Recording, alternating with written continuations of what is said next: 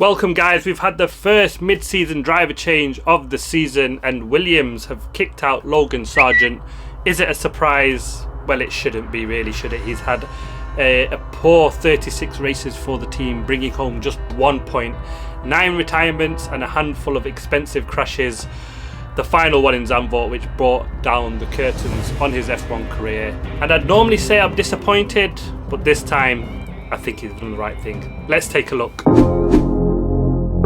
Logan Sargeant has brought down the curtains on his F1 career with a crash in FP3. It's been a expensive, horrible time for him in the Williams outfit, hasn't it? It's had some highs with probably early doors with the Saudi qualifying sessions that he's had. Probably the closest he was probably to Alex Albon for quite some time. He's just had 1 point in 36 races, probably the only highlight of his career. He's really struggled, and well, the curtains came after that. Well, much is being made about this crash, and I think this is probably not the only reason he's lost his seat, but well, the crash in free practice 3, which meant he missed qualifying session in a car that was full of upgrades, which have been really hard to come by for that Williams outfit, and for him to drop it meant Team Boss was looking as early as a replacement just a few hours after that crash, wasn't it? If you expected him to be replaced by Franco Colapinto, but we'll get to him. Valves was speaking with Christian Horner on Saturday and potentially looking at making a deal for Liam Lawson to take the seat for at least the end of the season. Rumour has it that Christian Horner couldn't guarantee that he'd be able to loan him out for the full season. It shows there's still pressure on Perez with something like that and comments like that, isn't it? They wanted to hold on to Liam Lawson, potentially to take up a space in either of the two Red Bull outfits. So no deal could be done there.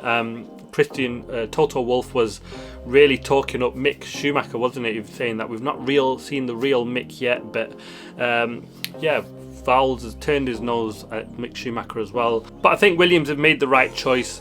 Let me explain why.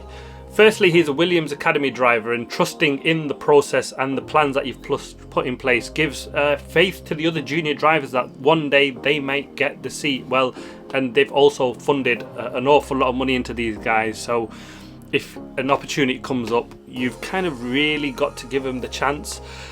He's got F1 experience, although limited. He was in a practice session at the British Grand Prix this year. He also took place in the Abu Dhabi Young Driver Test at the end of last year, so he's had a couple of runs in that car. He's had a decent year in F2 so far, hasn't he? He's got the win in Imola, he's got a couple of podium positions as well. He's currently lining up in 6th in the standing over there, ahead of Ollie Behrman and potentially another F1 graduate. Kimi Antonelli looks like he's certain to take up that second Mercedes seat. And so, you know, they've both got F1 seats, and Williams thinking here, well, it's an opportunity to see what he's really made of. Now, he's not going to be replacing Alex Albon or Carlos Sainz, and that's a given. They're both probably one of the best pairings on the grid, but we know that they probably won't be in their seat long. If an opportunity comes along, I think either for Alex or Carlos Sainz at a big team, I think both of them will be moving, and Williams don't want to be then looking around searching of who they can give this drive to. You know, we can kind of get Franco prepped and see what he's made of. Can he really take up that seat in the long term? He's got 9 races, so sufficiently long enough to try and get his feet under the table and see how close he can race to Alex Albon. It was only a couple of years ago that we seen Nick De Vries pop into that Williams and pull off a fantastic result and take home some points, and so he's probably coming at the right time as well, hasn't he? Some good upgrades on that Williams car that worked in Zandvoort, and hopefully he can pull off a decent result in Monza. No pressure. But really it's all about prepping Franco for potentially if either one of them two seats come available, isn't it? Look at what Liam Lawson did. He came in for Daniel Ricciardo, pulled off a fantastic performance, and what a fantastic position Red Bull are in. They've got this young fantastic driver. He can go and do other things while he waits. He's young enough to wait for an F1 seat, and no doubt I'm sure he'll be in one of the F1 seats somewhere potentially next season. And Williams kind of probably have looked at that and think, well, let's give one of our own a try. He can carry on in F2 next year. Williams can keep him on as an F1 reserve or test driver, so keep himself in the standings.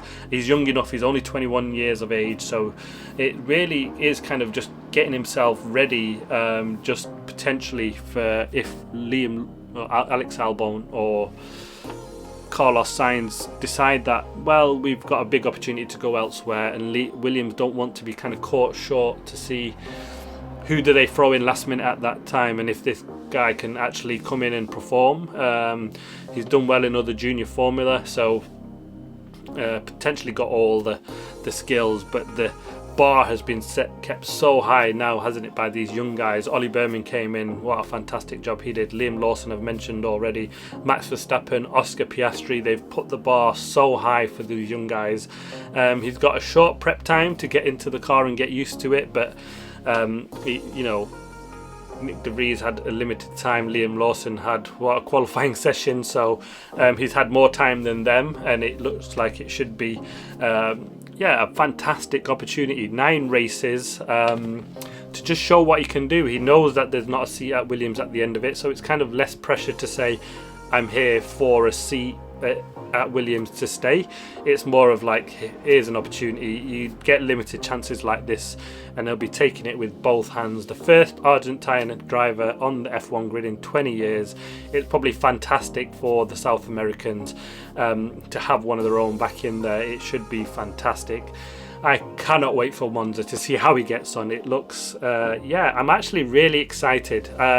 Do I feel sorry for Logan Sargeant? Well, he's had 36 races. A lot of people saying it's harsh. He's been not really supported. I mean, there's no other way I can see that he could have been supported any more by Williams. He's had a poor last season, and he's been given more than half of this season, and things really haven't turned around, have they? His one lap pace isn't phenomenal. He's not really pulling any result so far this season, where I think this is the one that will keep him in that Williams seat, and it's just added pressure has just been building, and it just looked like it was a matter of time, writing on the wall. The big surprise here really is that it's Franco Colapinto. I did think Mercedes might do a deal and try and get Kimi Antonelli in there just to give him some F1 experience while he's gets ready to take the full-time Merc seat, but Toto Wolff came out after Dutch and said, no, we've got a plan for Kimi and we're going to stick with it. It's worked so far